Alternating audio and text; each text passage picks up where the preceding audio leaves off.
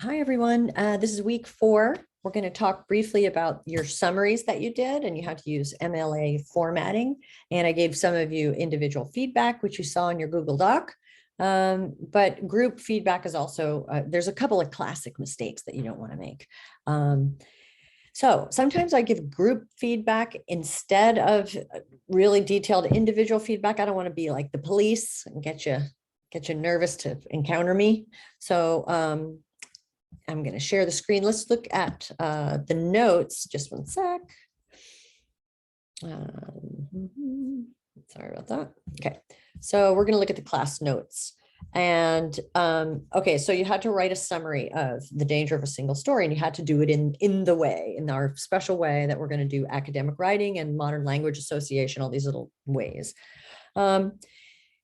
Okay, so some of you are probably not even watching this. I made a big deal in the last video. Don't put parentheses in the last name of the author. And a couple of you had that everywhere. So I know that you don't care about my videos, but it's also in the instructions. So no, stop it. And it doesn't make sense. And this is something I wanted to point out, that sometimes because you think it's some mysterious system, you're just sort of throwing some stuff against the wall, seeing what sticks. But really, when you use the author's last name in a sentence and then put it at the end in parentheses, it doesn't make sense. Most of these modern language association techniques are really just for clarity, and they make sense. So we are just putting the author's last name into the sentences, always clear in your prose, your writing, where you're getting the quotes or the ideas. Okay. And that, it's not a crime to do the parentheses, but for our purposes, it's not necessary. And I would rather have you learn to make it clear in language where it's coming from, especially when we only have 1 or 2 sources. Okay. So here we go. So look, I'm all mad about that. I said, don't you dare put them in parentheses.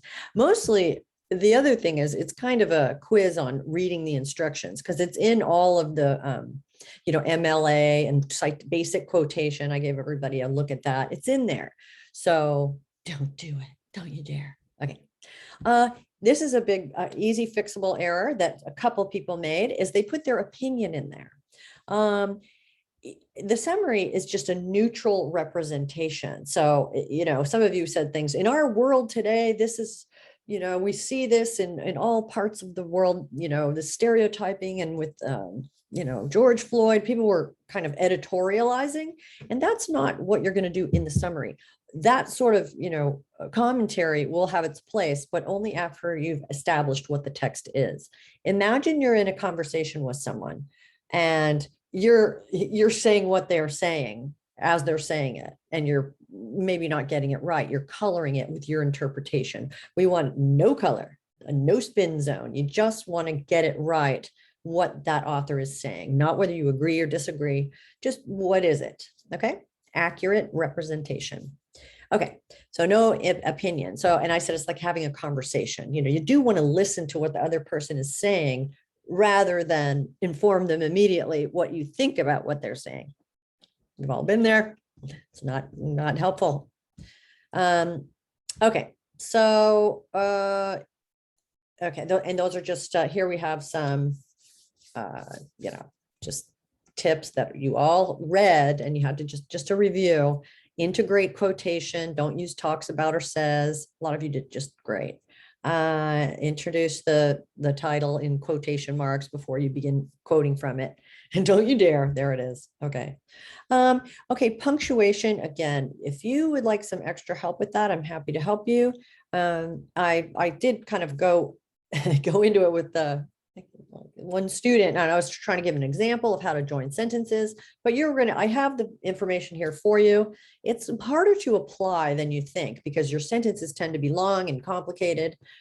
Anyway, that is that. So let's take a look at this week. I know my YouTube minute is up for our attention spans. I can barely remember.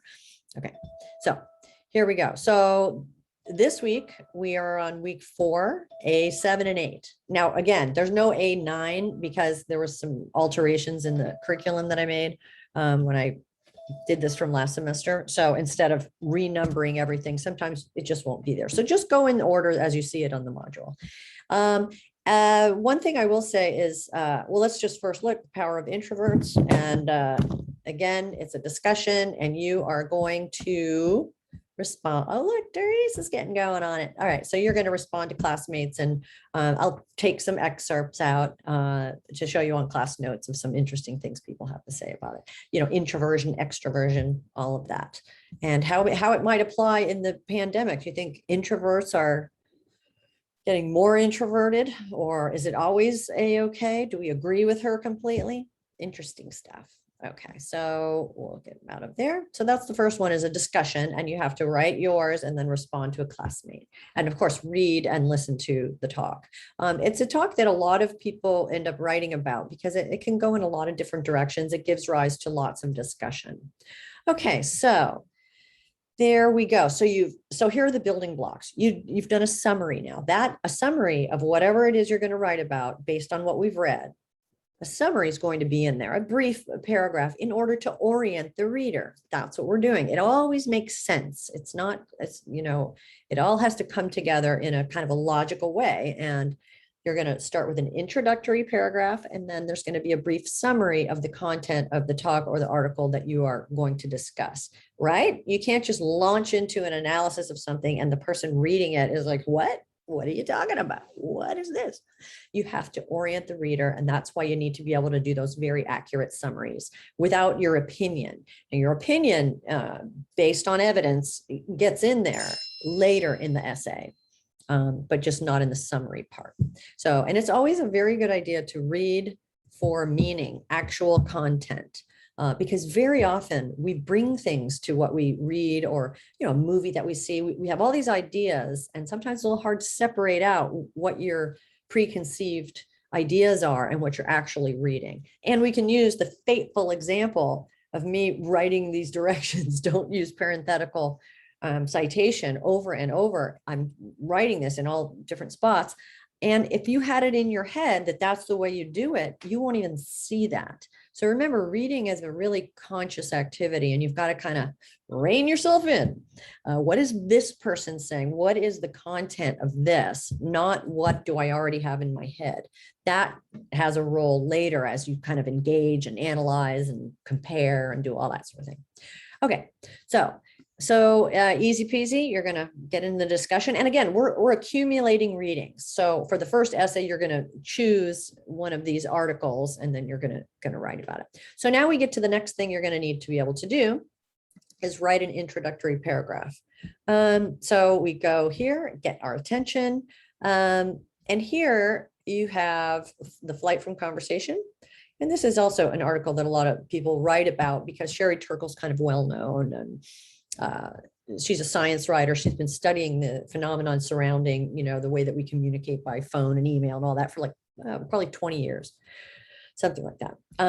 Anyway, so, and this article makes, you know, a lot of discrete points, and that's a good one for students because you can get in on one point in particular and analyze that, and then take another point and analyze that. Okay, so that is what's going on there. That's I'm just showing you that the link works. Some people are having trouble with the link, so I kind of redid it. And remember, there's also a module that has all the readings. So if you're ever something doesn't click and you need it quick, try over by the readings. But I thank you for giving me a heads up, and I just changed the link. I fiddled around. That's my technical term. I did some fiddling. Actually, I copied, pasted, made a different document, So there we go. So introductory paragraph. So what I did in my free time in my office hour, I wrote one, okay? And it's real, okay? So I'll read it to you real quick. I put it in the assignment just now. So if you looked at the assignment previously, you wouldn't have seen it. I updated it. And this is all true. And as I read it, maybe I made some mistakes. Actually, for me, I like to go to the document. You don't need to do this. Don't go to the document. But this is so I can keep updating and making things better. Now, again, I'm checking the link. It's there. So link is good. You should be good to go. Oh, and then, so here's my paragraph.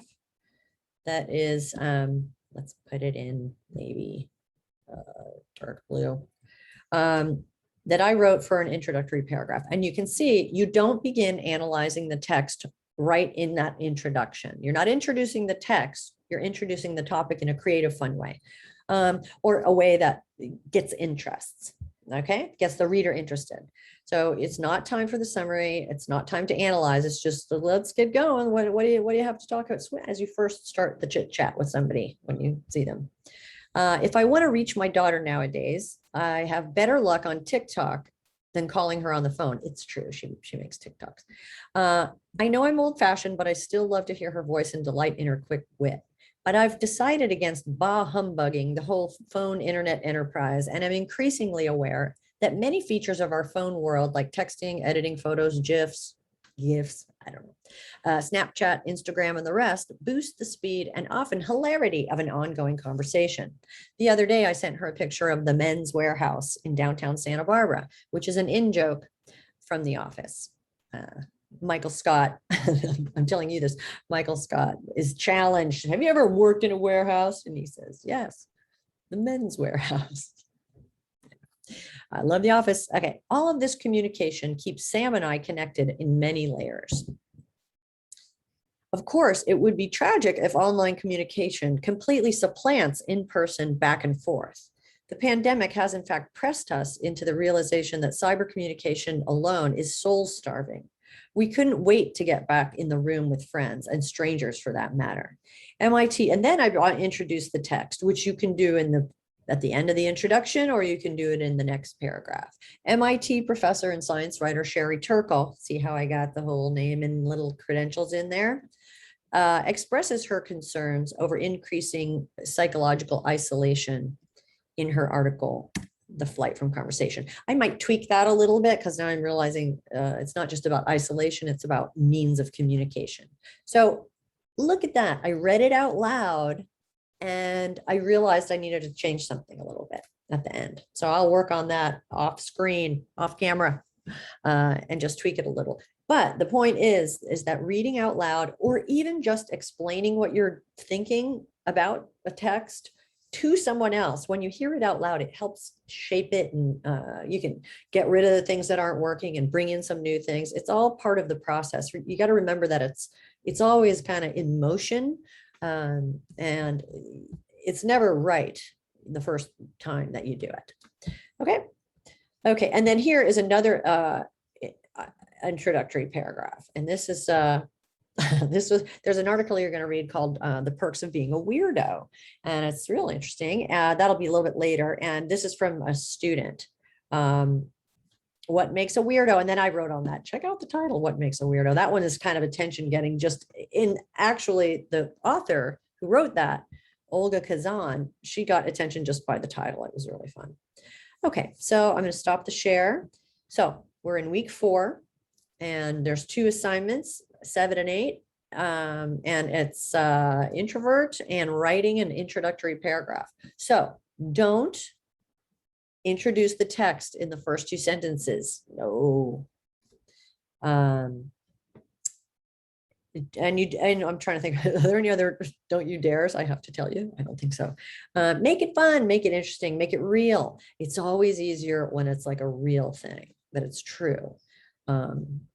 So if you're going to read the text, Flight from Conversation, then what do you have to say? How can you get in on this? How can you glide us into the topic as if you're writing an article? And you may well use this. Now you can use the word you in most of your essays. You're not going to write you, this and that. We're taking out you and says and talks about.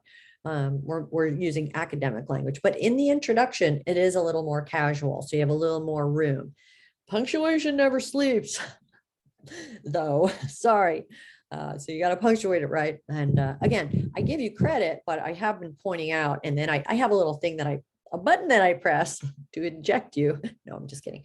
That goes to a document that talks about punctuation, that describes how you punctuate different parts. And if you actually look at it, nothing will happen. If you try to understand it by using your own sentences and fixing them, maybe it will be more helpful. Nobody ever learns how to do that unless they want to. And it does take a little bit of grappling. There's always a little bit of pain with the gain. Okay. All right, so I'm still looking at my screen. I think that's it. So also, I really appreciate some of you are working ahead a little bit, and then you're like, oh, links down, and that's very helpful to me because I don't always know when they crap out. I can't predict it. And again, just a reminder that the assignments don't always go in strict numerical order. Sometimes I'll take one out because I think better of it.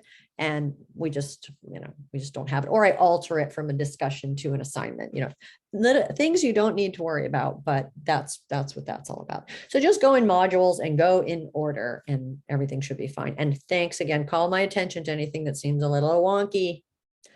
Okay. And remember to check your share settings. Okay. Have a great day, everybody. And everything's due Wednesday. Shouldn't be too hard. Write a great intro, make it fun, make it interesting. I have to read them all. Okay. And I'll work on my ending here on mine. Okay. Have a good day. And I will talk to you soon.